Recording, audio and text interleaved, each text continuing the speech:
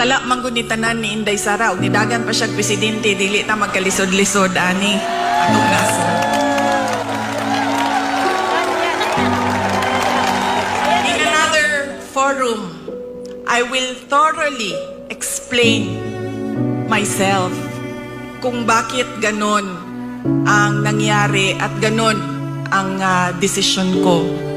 Pero sa ngayon, hinihingi ko lang ang patawad ninyo na nagkamali ako.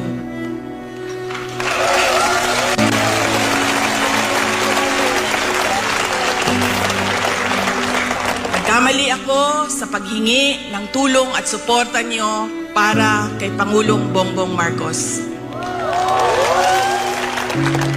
I was on the mistaken belief that we were together on the platform of unity.